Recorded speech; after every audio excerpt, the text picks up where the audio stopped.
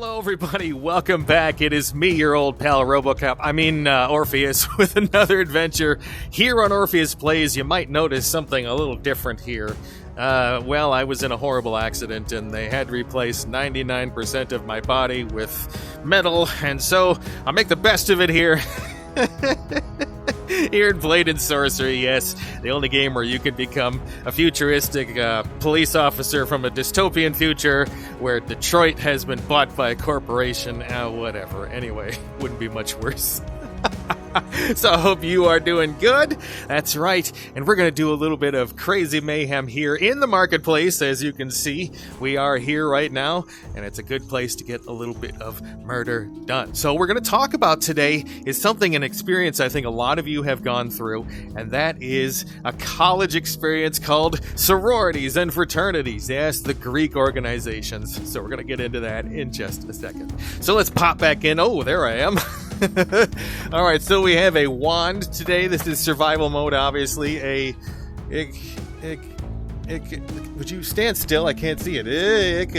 You know what? That's making me sick. Okay. You know what? It's difficult pronunciation day here on Orpheus Plays. Alright, so let's see. What do we do here? Let's get our first victim. It's test subject. NPC, the peasant. Knife fodder. Let's get it out of the way with our first traditional slow motion kill of the day with this long, nasty look. What do I hit her with? The crescent part or the straight on? Well, let's just do a good old spear. Well, there. That's a good one. We can get that out of the way. Yeah, this thing's okay, I guess. All right, so fraternities and sororities, Greek organizations. Now, I wanted to just say, I just want to start off by saying, if you're in some sort of Greek organization right now, they have changed a lot over the years, okay? So the experience I'm about to relate to you is probably one that happens pretty, occasionally, because there's still a culture around, the Greek organizations that's a little, I don't know. They say that they're on the level, but some of them do some pretty weird stuff. Anyway, it was a lot weirder and a lot harsher when I was back in college. And before I was in... Oh no. Before I was into the Brad with you. There you go. Get off my stick. Ew. Okay, well, you can have all of that then. Before I was in college, it was even worse. Like, if you go back and watch the movie Revenge of the Nerds. Hold on. I need my Auto 9. Oh, well, shit. I only brought the Ace of Spades. Oh, well, close enough. I suck. There we go. Citizen, dead or alive, you're coming with me. Anyway, so go watch the movie Revenge of the Nerds, and that is kind of how fraternity and sorority life was back, before I was in college, Anyway, so that was my brother was in college. How sad. But anyway, so when I was there, it was, a bunch of frat dudes, and exactly what you'd think, right? It was just a bunch of muscle jocks and polo shirt wearing, convertible driving, fancy guys that were all about, the life. And the thing about fraternities and sororities, you can go pledge to them, right? So in your first weeks of college, when you go, if you're not familiar with what these are, they're organizations that are sponsored by national sort of groups, okay? And they're supposed to be groups that are fraternal or sororital, right? Meaning either brotherly or sisterly. It's a communal kind of thing. Everyone lives together in the same house. You do activities, you have parties, you fundraise, you do all that stuff. Now, in theory, this is a good idea, okay? Oh, jeez. In theory, these are a good idea, all right? But in practice, a lot of them used to be really, really unforgiving. And it was like, if you weren't part of their group, right? If you weren't one of those preppy people, you were an outsider, and you were to be laughed at and everything. So anyway, you get to that first couple of weeks of college, you go out on the campus, and a lot of those places will throw parties. And they're the big parties with the keg at the door. You pay $5 for a cup or something like that. And then there's music, and I address this in another one. The one where I talk about my one-night stand. Go check that out if you haven't. That's a good one. Anyway, so, there's the party, and it's your typical college fair. A bunch of kids going around drinking, hopefully legally. Be safe, everybody. And so it's a Tonto? Yes. Yes, it is. No, it's Huntsman's knife. Ooh, they fooled me. That tip is... Anyway. So, you go around, there's guys and gals and everybody of all persuasions and all choices all over the place, and they're doing their thing and dancing and drinking, and, it ends up in all sorts of debauchery. Well, there have been a lot of negative things that have been associated with fraternities and sororities. Fraternities especially, a lot of allegations and criminal charges and everything. Well, one of the things that has been very hotly addressed over the years is hazing, okay? Fraternity hazing. And there's something you go and you pledge, right? So if you want to join the fraternity after the cool parties, you do something called pledge, which is you let them know, and then it's an initiation sort of procedure, okay? You go several weeks. Ooh, a steak. Can I do that? Nope, I suck at throwing. Anyway, it's like, you go several weeks doing these silly things. Like, I don't know. Like, you get gals to sign their name on your leg or whatever it is. You get a certain amount of money. Like some sororities and stuff, they'll go, you got to fundraise and stuff like that, or go around and spread awareness. But he picked up the stick. That is hilarious, bro. You had all these choices and you picked a stick. I'm not a vampire, I'm a robot. Dum-dum. Anyway, so you go and you do all this stuff, and some of it, like the stuff that's banned, right, is the drinking parties, like where you have to drink a certain amount of alcohol throughout the night, and it's usually like a handle of whiskey or whatever it is, the big 750 ml things. You'd have to drink something like that. You'd have to go out and steal things or break things or whatever, right? A lot of that was actually banned because some of those hazing practices were really, really demented, involved injuries and pain and doing disgusting things with. I'm not going into it anyway. Some of it was rather sexual in nature and very strange, and so that wasn't really the case when I was in college, okay? Well, there was a phenomenon that kind of came about when my father was back in school. What am I doing getting the steak? It's called blackballing, okay? I'm not 100% sure where it comes from, okay? What the term actually, where the nomenclature of it, how it originated or anything. But what I do know is, so you'll have an initiation ceremony. If you do well as a pledge and you fulfill whatever things, come on, bro, Naruto. If you do certain things the right way and you make everybody happy in the fraternity or sorority, you end up, hopefully, right? Oh no, lightning gun.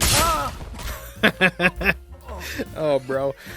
You end up getting into the fraternity or the sorority. They have a party where they'll go, oh, come on, you're invited to the party, you're in, right? Or at least that's the insinuation. Some of them, they just go, oh, it's the big initiation party. Everyone, all the pledges and all the brothers or sister, whatever, come to the party. Okay. Well, I'm not going to say which fraternity I was interested in, because that will give it away. I don't want to get anybody. I mean, come on, man. As long ago as it was, there's no point, right?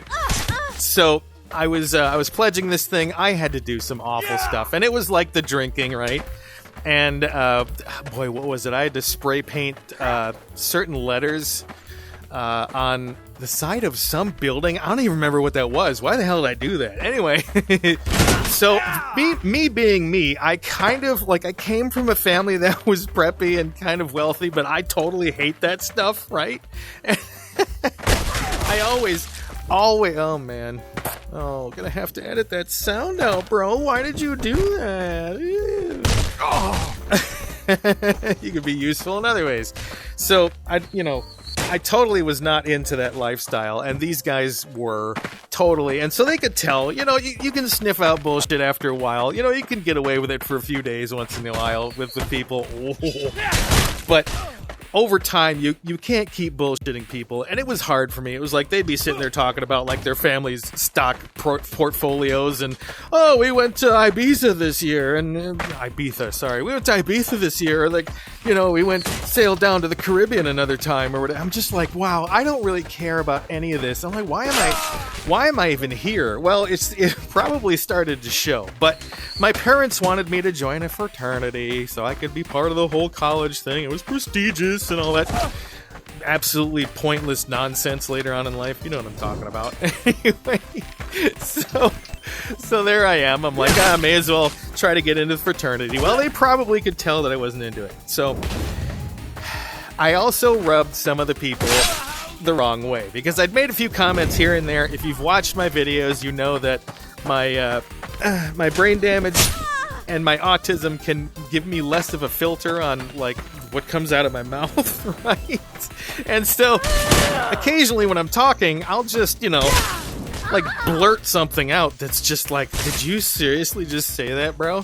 And so I don't remember what it was, but I probably said something that was rude or out of place, or I don't know what it was. I don't even remember. That's the thing. Like, I know I probably said something stupid because we were all like, spent a lot of time and they were drilling us on stuff. It was so dumb and pointless. Absolutely pointless. Let me just say that. Anyway, so it comes to the night for the party. And it's a big deal, right? There are they have a partner sorority. All of the sorority sisters were going to be there. It was at the fraternity house. And, so it's your typical party. Someone hears about a party, someone else hears about the party, and then by the time you're, throwing the party, ooh, that was nice. There's like 400 people at the thing, and you're door to door, like, wall to wall with people. Okay. So it comes to the party, and this was a pretty decent sized party. It was like, this was one of the more popular fraternities, and they were known for having better beer, and they had a nicer house and stuff. And so this was like one of those ones where it's like, don't miss the blank party because you're gonna really like it. And so, okay. Here goes the night. It starts, just typical college party. Everything's going on. And then it gets to the point where people are like, okay, well, it's time to have our brothers step forward. And they lined us all up right in front of the crowd and everything. And they're like, Brother Jones, you're, blah, blah, blah, say the pledge. Brother Smith, it's time for you. And they made each of us say the pledge individually. It wasn't like some 7-paragraph nonsense that I state your name, do hereby pledge allegiance to the frat, from Animal House. Right? Another good look at how fraternities were back a long time ago, like the 50s and 60s. Anyway, that's where they kind of started. Anyway, so it's, they went through everybody. Oh, it's time for this person and that person. They get to me. And it's, Brother Orpheus stepped forward. And they said, do you recite the pledge? Would you like to recite, or it was, please recite the pledge after me. And the guy started doing the pledge where he's like, I, Orpheus. And I'm like, I, Orpheus. Says, hereby recognize. And it was like different than the other guys. And I'm like, what is going on here, right? And so we're going through this pledge. And like, essentially, I started to realize in my completely drunken state, people are starting to giggle about this because I'm just saying it, right? I'm not even thinking about it. And what I start noticing that I'm saying is basically that I'm not in the frat, okay? And I was saying it like I realize not being up to the standards of whatever, have hereby wasted my time. Or it's, it wasn't that blatant, but it was something along those lines. Again, I do not remember the specific wording of this stuff.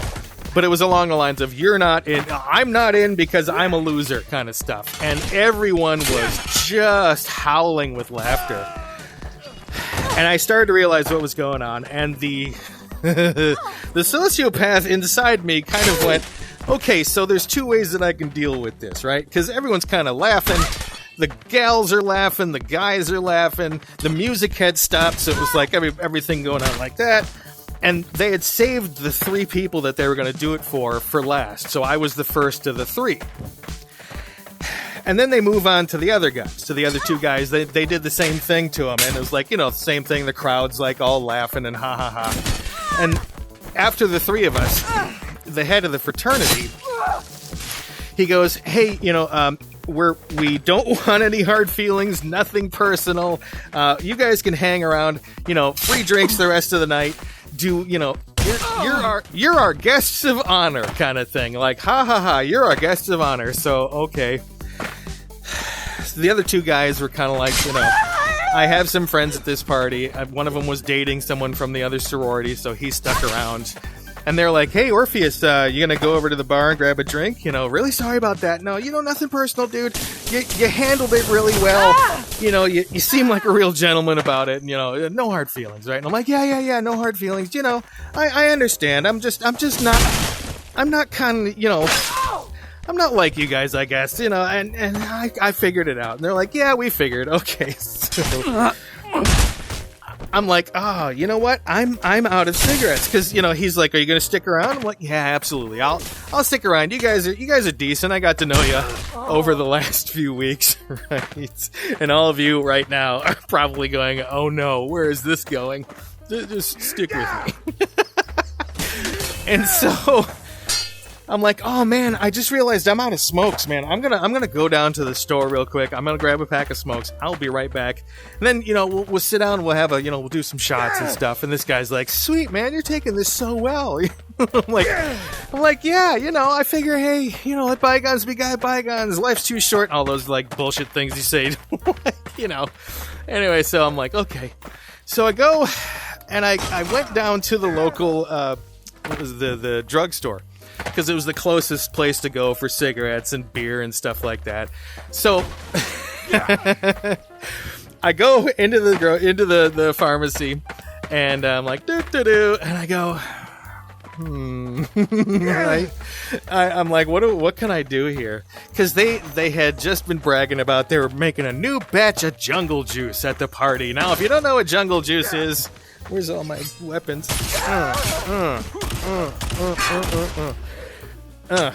Oh no. So jungle juice is where a bunch of people will get together with a whole bunch of different kinds of alcohol, and one of the kinds is called green slime. It's kind of like a screwdriver, except it's vodka and blue Malibu and orange juice and something else. I don't even remember. Anyway, so jungle juice is kind of like this bastardized like drink for a party. So everyone, the idea, will bring a different kind of alcohol that, you know, matches. You're not going to bring like, you know, Jack Daniels or like what is it called, Hot Damn, and put it in with like, you know, fruity drinks or anything like that. But you get the idea. One guy will bring vodka, one guy will bring rum, someone else will bring orange juice, some bring pineapple juice. So you get this thing that comes out to like it's got to be like 60 proof or something ridiculous like that. I figured if I'm going to have a data spike, right, this would be the best. Anyway, so input accepted, bro. And so jungle juice is this thing where they'll have like literally almost a trash can at some places. They'll buy a trash can, they'll line it with something, or just make sure it's real clean, and everyone will just dump in their alcohol and their juice and everything, and then everyone grabs a cup and you'll drink out of that for the rest of the night. Okay. So they were bragging about how they're coming up with a brand new batch of jungle juice, everybody. You know, hey, it's gonna be coming up. Woo! Right? And that's when I dipped out to go to the store.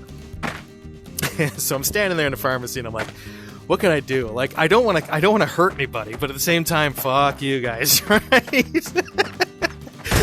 So I see, and I'm like, you know what? There's a trick that I pulled back in high school that I'll go into at another time. It was my art teacher who kept drinking my Coke every day, and I solved it real quick. Anyway, so I saw syrup of ipecac on the shelf there, and I'm thinking, now if you're not sure what syrup of ipecac is, when you see on the back of something like, I don't know, a bottle of shampoo or something, right? And it says like, if ingested induce vomiting and call your poison control center, right? So what they mean by that induce vomiting is either like stick your finger down your throat, which how are you going to do that to a kid, right? Stand still, right? Or you use something called syrup of ipecac. Now, it's this kind of sweet syrup, and you can mix it in with something, and it doesn't really taste like anything, right? Well, it's a little sweet, but anyway. It's meant so that you can get, like, kids or whatever to throw up when they don't want to. Okay. So I got a nice family-sized bottle of it. It was probably about, I don't know, same around as your typical cough syrup, bottle, right? Okay. This stuff, okay, so let me put this into context. In order to get someone to throw up with syrup of ipecac, it takes like a tablespoonful, okay? So this bottle, it would have lasted a very long time. Well, so I grabbed this and I'm, right? Walking back to the party, I'm humming to myself and everything. And I get back to the party, and everyone's like, "Hey, Orpheus, you're back. Oh, we thought you'd actually just left. It's really cool that you came back. Hey, buddy, come on over. We're gonna have some jungle juice." Right? So I'm like, "Yeah, that's sweet, man." I take a big old cup of it, and I'm like, sip. That's really good. It was awful, by the way. It was absolutely awful. I mean, what you would expect from a bunch of college kids putting a bunch of random alcohols and stuff into the same thing. Okay, so I'm like, real good, and I'm like, let me have one of these, and I'm gonna go have a smoke real quick. So I chugged the jungle juice, and everyone kind of mutters away, and no one's really looking at it for the moment. Well, that's when I cracked that bottle of ipecac, and I just kind of pour it into the thing without anyone. You know, like in Back to the Future, when Biff and his guys are kind of slipping the whiskey into the punch. Yeah, that's kind of the bitty sneakiness that I did with that one. So I kind of pour it in there and kind of mix it around a little bit, and I go out to have a cigarette. Well, the DJ suddenly is like, "Oh, the jungle juice is ready." Like I had gotten one of the first cups of it with the sorority or the fraternity leader. And you hear the crowd, "Woo!" Right? And everybody grab a glass. Woo! Okay. Well, you know where this is going, right? So it usually takes about 2-3 minutes for this stuff to kick in. Well, I had poured this bottle into like a 10-gallon or 15-gallon or whatever trash can. These are also, by the way, these were also called trash can parties. Okay, if that's what they're called wherever you're from. All right. So I'm outside, and I'm just, I'm taking my time, right? I am just totally taking my time. I'm just, sitting out there. I'm smoking a cigarette. Don't smoke, folks. Bad for you. And so I'm just chilling out, and I'm just biding my time. Like literally, I'm looking at my watch, and I'm like, this should be 15-20 minutes, no problem. 15-20 minutes comes. Roboclop. Yeah, that's something different. My little robo. Anyway. So 15-20 minutes starts getting closer and closer, and I start hearing some people like, "Oh, honey, we should go," that kind of stuff going on inside. We're gonna do a gun. Do I have my gun? Where's my gun? My gun is gone. Oh my god. And so I start hearing some rumbling, as it were, in the party about people thinking they're not feeling so good, and suddenly it was like a comedy movie. People start coming outside in like small groups at first. What are these? There's some little tools over here. What is this? Oh, it's a little ice axe. That's cute. Anyway, can I use it this way? Ooh, I can. So it starts up, and people start kind of slowly coming out in groups at first, and then it's just like this constant stream of people. It's this constant stream of people coming outside, and just as I came up with a few different ways to describe it for my wife, and these are probably common, but like the Technicolor yawn, yelling at the bushes is my favorite. At first you don't think that's funny, but I just want you to imagine someone at a frat party and you look and they're over at the bush going, "Bah!" Right? So they were woofing your cookies or whatever, however you want to say it. It was some violent projectile vomiting. I mean, like, there were dozens of people, quite literally, on the front lawn of this place, just throwing up, just something awful, like to the point where someone called the EMTs because they were like, something's wrong. We've got some disease or something. Everyone starts thinking about the food they were serving and like looking into the beer and all that. And then someone goes, well, what about the jungle juice? Did you guys wash the trash can or something? And I'm like, I'm going to use this opportunity to like get all of the heat off of me immediately. And I go, yeah, no, guys. I'm like, I remember earlier today, you guys bought that and no one ever washed it out, you know, and they had, of course, but I mean, come on, the guy that washed it wasn't there. And because he was a pleb, he was one of the other guys that had been blackballed from the frat, right? So he wasn't there saying, no, I did. So I'm like, no, totally, dude, that's absolutely what had to happen. And so they actually, the school tried to ban jungle juice parties after that. Because it was such a big thing that it was like they were putting up posters on campus saying, you know, be careful because these things can happen. It's hazardous for your health. You don't know what's going on. And I will stick with that advice, folks. If you ever go to a party and there's something like that, be careful. Don't do anything like that unless you're the one. It's like your party with a couple of your friends. Don't ever do that stuff in a public party. It is so dumb. And the good example is what I did at the frat party, where I made everybody, and I mean basically everybody at the party, like lose their mind, like just bleh. It was funny as hell. Anyway, I hope I turned a lot of them off of drinking after that night. Anyway, that's my little story about getting blackballed from a fraternity. I'm gonna RoboCop my way through these guys with some magic punchy hands. And I hope that you enjoyed that story as much as I enjoyed being evil that night. Brings me some joy and comfort on those cold nights. Anyway, we'll see you in the next one. Do good, continue to do good, and you know what? Treat yourself well because you deserve it, my friend. We will see you in the next one. Bye.